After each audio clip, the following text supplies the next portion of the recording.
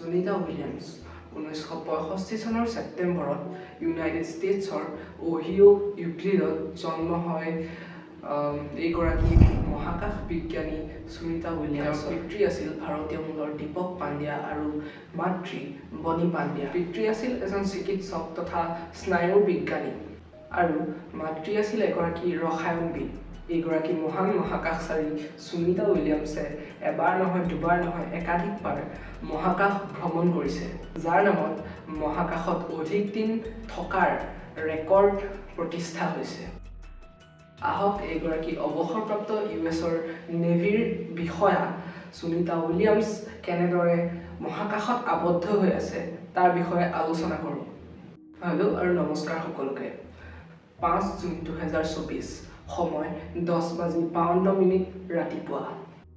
আমেৰিকাৰ ষ্টাৰলাইনাৰ স্পেচক্ৰাফ্টত বহি নাছাৰ দুজন স্পেচ চাইণ্টিষ্ট সুনিতা উইলিয়ামছ আৰু বুচ উইলমৰে টেক অফ কৰে ISS অৰ্থাৎ ইণ্টাৰনেশ্যনেল স্পেচ ষ্টেচনলৈ বুলি।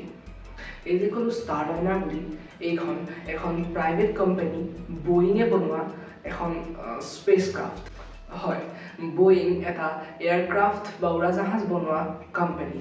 কিন্তু আপোনালোকে হয়তো গম পাব এই কোম্পানীটোৰ বহুবোৰ এৰোপ্লেন বহু কম দিনৰ ভিতৰতে ক্ৰেছ কৰে।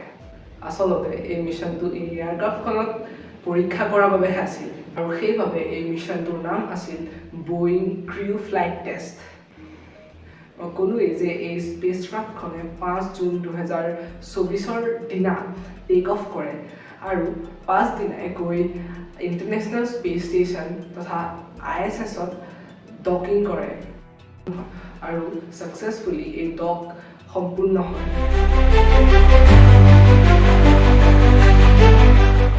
ভিডিঅ'টোত দেখিছে যে সুনিতা উইলিয়ামছ কিমান এক্সাইটেড হৈছে ISS-ত এণ্ট্ৰি কৰি পেলাই। ই প্ৰুভ কৰিলে যে বয়িং পৃথিৱীৰ 2 নম্বৰটো প্ৰাইভেট কোম্পানী বনিলে যোনে নিজৰ হিউমেন অৰ্বিটেল স্পেচক্ৰাফ্ট স্পেচলৈ পঠাব পাৰিলে। ইয়াৰ আগতে এই কামটো কেৱল স্পেচ এক্সেহে কৰিছে। কিন্তু প্ৰাইভেটৰ পৰা যদি আঁতৰি চাওঁ তেতিয়া পৃথিৱীত 3খন দেশেহে এই কামটো অকল কৰিছে, ক্ৰমে ৰাছিয়া, USA আৰু চাইনা। আৰু আমাৰ ভাৰতেও নিজৰ অৰ্বিটেল স্পেচক্ৰাফ্টৰ ওপৰত কাম কৰি আছে। ভাৰতৰ এই কামটো যাতে সফল হওক। মই অৰ্বিটেল স্পেচক্ৰাফ্ট এই শব্দটো ব্যৱহাৰ কৰিছোঁ। ইয়াৰ অৰ্থ হৈছে এনেকুৱা এখন স্পেচক্ৰাফ্ট যি বহুত বেছি বেগেৰে যাব পাৰে আৰু পৃথিৱীৰ কক্ষপথ তথা অৰ্বিট পাবগৈ পাৰে, যাৰ বাবে 28,000 কিলোমিটাৰ প্ৰতি ঘণ্টাতকৈও বেছি বেগৰ প্ৰয়োজন হয়। এতিয়া জানো আহক মূল ঘটনাটোৰ বিষয়ে। আচলতে সুনিতা উইলিয়ামছ আৰু বি উইলমোৰ স্পেচত আবদ্ধ হৈ আছে, কিন্তু তেওঁলোক একো সংকটত নাই। ইণ্টাৰনেশ্যনেল স্পেচ ষ্টেচন এখন ক্ৰাফ্ট যি 365 ফিটতকৈ দীঘল আৰু ইয়াত বহুতো বিজ্ঞানীয়ে নিজৰ ৰিচাৰ্চ সম্পাদন কৰিব পৰাকৈ জেগা আছে। ইয়াত ৰিচাৰ্চৰ কাৰণে ঠাই, বেডৰুম, টয়লেট আদি প্ৰয়োজনীয় সকলোবোৰ সামগ্ৰী উপলব্ধ থাকে। লগতে 360 ডিগ্ৰী ভিউ উইণ্ডো আছে। ইয়াত অক্সিজেন ৰিচাইকেল কৰিব পৰা আৰু বিভিন্ন পদ্ধতিৰে পানীও ৰিচাইকেল কৰিব পৰা ব্যৱস্থা আছে। ISS-ত বিভিন্ন দেশৰ বহুতো চাইণ্টিষ্ট গৈ থাকে আৰু ৰিচাৰ্চ কৰে আৰু প্ৰত্যেক 6 পৰা 7 মাহৰ ভিতৰত তেওঁলোক সলনি হৈ থাকে। সুনিতা উইলিয়ামছ আৰু বুচ উইলমোৰ এই মিছনটোত গৈছিল কেৱল 8 দিনৰ বাবে। তেনেহ'লে জানো আহক কি আছিল আচল গণ্ডগোলটো। এইখন বয়িঙৰ ষ্টাৰলাইনাৰ স্পেচক্ৰাফ্ট, যিখন এখন অৰ্বিটেল স্পেচক্ৰাফ্ট হয় আৰু ইয়াৰ সম্পূৰ্ণ নাম হৈছে ক্ৰু স্পেচ ট্ৰান্সপৰ্টেশ্যন -100 ষ্টাৰলাইনাৰ, শ্বৰ্টকে CST-100 ষ্টাৰলাইনাৰ। এই ক্ৰাফ্টখনৰ য'ত ক্ৰিউ বা মানুহ বহি যায় তাত বহুত থ্ৰাষ্টাৰ লাগি থাকে, যিয়ে স্পেচক্ৰাফ্টখনক উৰিবলৈ আৰু মুভ কৰিবলৈ সহায় কৰে।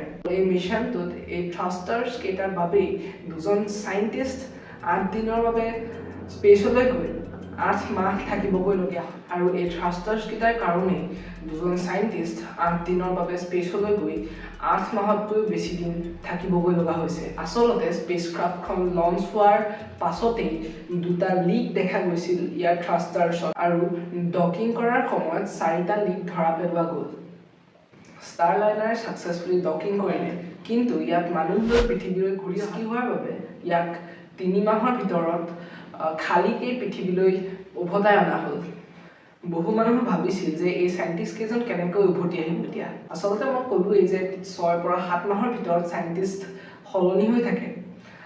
স্পেচ এক্স আন এটা প্ৰাইভেট কোম্পানী যাৰ ক্ৰিউ ড্ৰেগন নামৰ এখন অৰ্বিটেল স্পেচক্ৰাফ্ট আছে আৰু 17 মাৰ্চ তাৰিখে কেইজনমান চাইণ্টিষ্টে ক্ৰিউ ড্ৰেগনত উঠি ISS-লৈ যাত্ৰা কৰিছে তথা ISS-ত ছাকচেছফুলি ডক কৰিবলৈ সক্ষম হৈছে আৰু 19 মাৰ্চ তাৰিখে উইলিয়ামছ আৰু উইলমৰক পুনৰ উভতাই অনাৰ সংকেত দিয়া হৈছে।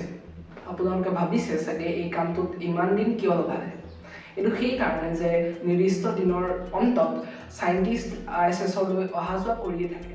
কোনো ইমাৰ্জেঞ্চি নোহোৱালৈকে সেই সময়ৰ আগত কোনো স্পেচক্ৰাফ্ট পৃথিৱীৰ পৰা লঞ্চ কৰা নহয় আৰু সেইবাবেই ISS-ৰ পৰা উভতি আহিবলৈ উইলিয়ামছ আৰু উইলমৰে 8 মাহ অপেক্ষা কৰিবলগীয়া হ'ল।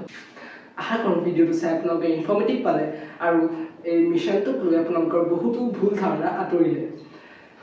মুঠতে সুনিতা উইলিয়ামছ আৰু ব্ৰুচ উইলমৰ পৃথিৱীলৈ নিজৰ ঘৰলৈ ঘূৰি অহাটো নিশ্চিত।